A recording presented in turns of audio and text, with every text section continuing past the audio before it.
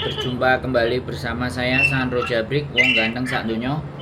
Mohon untuk tidak menyebutkan nama dan identitas dalam percakapan ini karena percakapan ini saya naikkan dalam konten YouTube.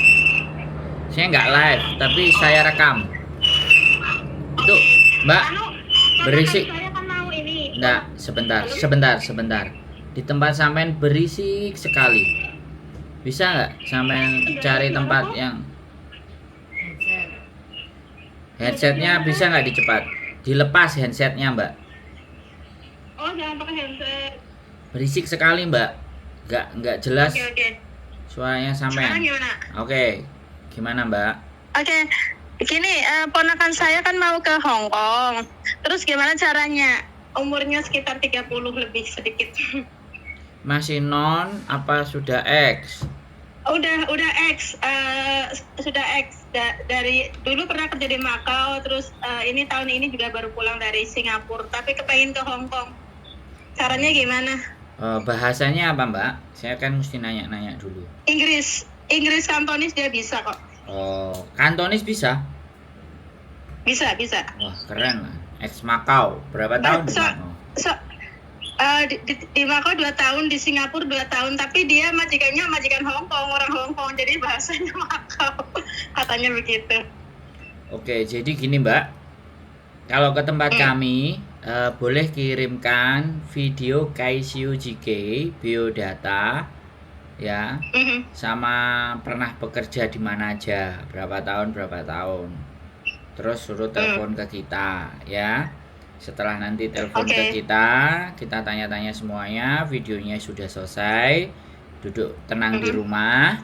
Nah, baru kita pasarkan ke majikan-majikan. Nah, begitu ada majikan yang misalnya nanti tertarik, nah baru disusun janjian untuk interview, untuk ngobrol. Majikan pengen banyak nanya-nanya apa saja, terus mbaknya bisa cerita apa saja. Nah, begitu. Kalau ternyata majikannya cocok, maka mbaknya bisa kita proses, ya. Mbaknya cukup tunggu di rumah, ya kan? Enggak ke PT-nya nanti menjelang visanya mau turun, kan bisa itu. Jadi ke PT-nya nanti kalau sudah visanya turun baru di-arrange untuk bisa berangkat ke PT. Nah, berangkat ke PT, ABCD bla bla bla bla bla bla, PAP, tanda tangan dan semuanya, barulah berangkat ke Hong Kong. Begitu ceritanya.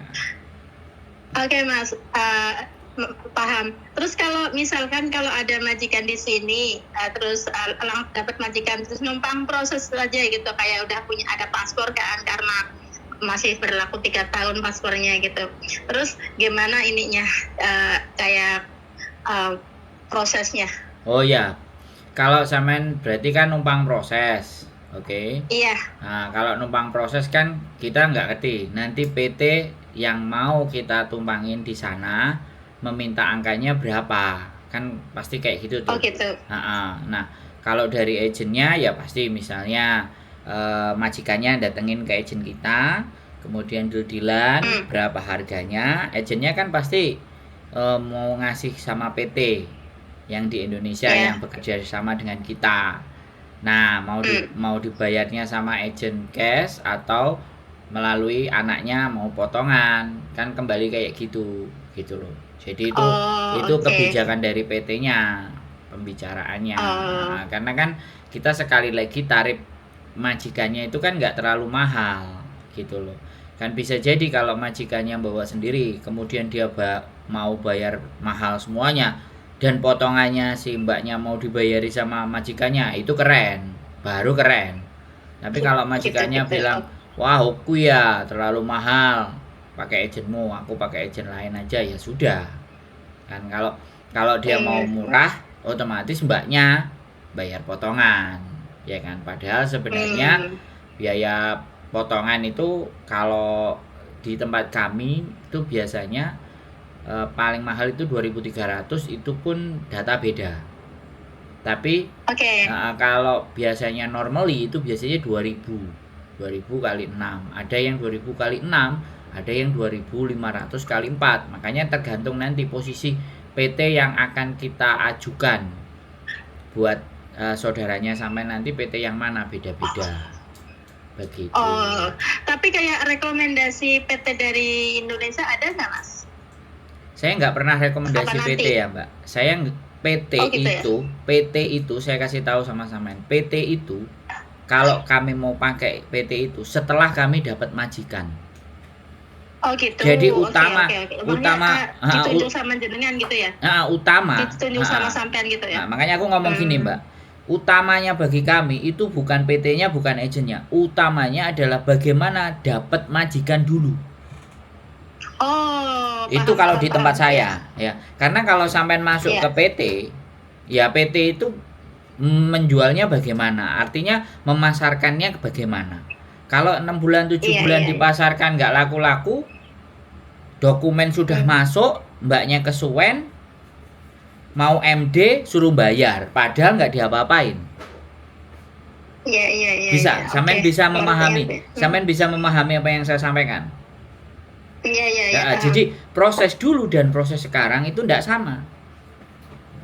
Zaman dulu tidak ada sosial oke. media, jadi mereka ngubek-ngubek PT, ngejar-ngejar PT, Oh, apa boleh buat. iya, Nah iya. sekarang ada sosial media, kenapa nggak kita cari majikan dulu? Iya, betul, Dibalik, betul. Oke, baik. dibalik kalau dapat majikan, mana ada PT yang nggak mau proses? PT butuh duit, PT Iya, nggak iya, betul. ribet-ribet, Oke. PT nggak ribet-ribet, cari majikan, majikan dia sudah punya, dia udah dapat karena dia dapat agent di Hong Kong, ya sudah. PT mau nggak mau, oke lah, tak kerjain Mbak, angkanya sekian. Nah, Iya, iya, iya. dimanapun dan bagaimanapun, PT itu mesti dapat cuan gitu loh. Oke, baik. Tapi ini yang jenengan ini berarti gabungan sama Miss Uni atau gimana? Nggak ada. Saya tidak Nggak ada. bekerja sama. Dia sendiri, saya juga sendiri, nggak sama. Oh, baik. Nggak, ini kan nomor ini yang saya pakai dikasih nomor telepon sama temen. Terus katanya, Mbak tolong hubungin ini, coba nanti kayaknya ini nggak tahu Miss Uni atau bukan. Saya dapat dari ini media, dia bilang gitu. Oke, saya jelaskan Oke. ya. Saya punya channel YouTube sendiri. Channel YouTube saya Sandro Jabrik. Sampean boleh cek, sampean boleh lihat. Kalau ada beberapa nomor saya yang zaman dulu 1 tahun, 2 tahun atau 3 tahun yang lalu itu ada di deskripsinya, uploadannya Miss Uni karena dulunya ya kan kami bagian konten di sana.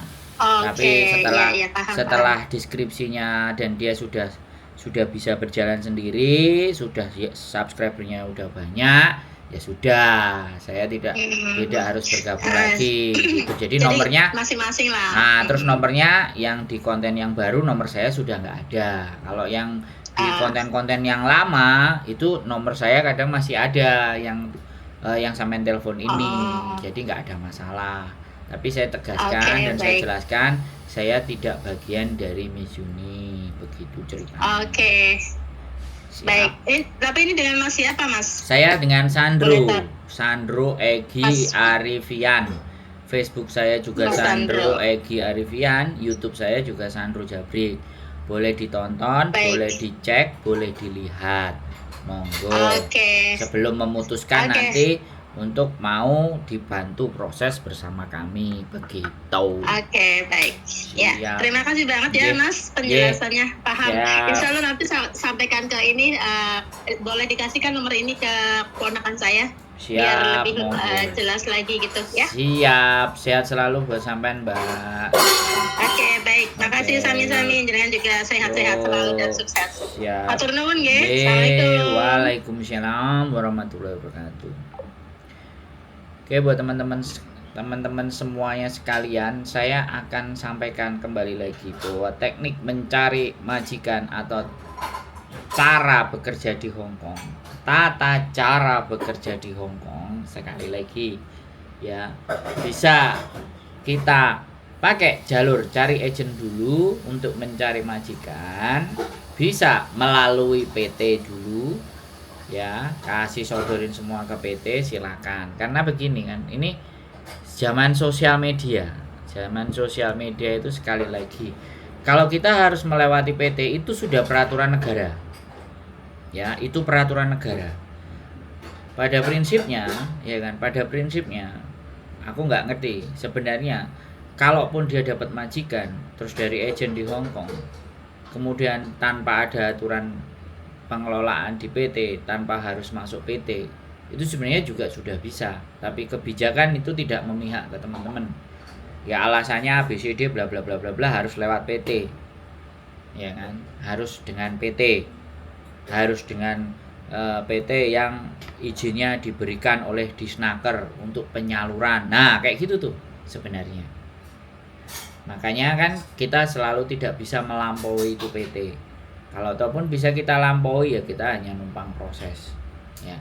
Dan setiap PT punya tata aturan dan tata cara sendiri-sendiri. Ada yang standar kualitas bayarnya mahal, ada yang kualitasnya murah. Makanya ada 2.500 kali 4, ada 2.000 kali 6, ada yang 3.000 kali 6. Makanya potongannya semuanya bervariasi. Nah, ini tergantung kalian. Ya, jadi kalau berkali-kali orang selalu bertanya PT-nya mana yang direkomendasikan. Saya tidak merekomendasikan PT sebenarnya. Mohon dimaafkan karena belum ada PT yang menurut saya punya karakter yang istimewa. Kalau ataupun ada, dia sudah besar dan dia nggak butuh saya. Dia nggak butuh saya gitu. Dia sudah jalan duluan sejak zaman tahun nggak enak PT-nya. Ibaratnya kan kayak gitu.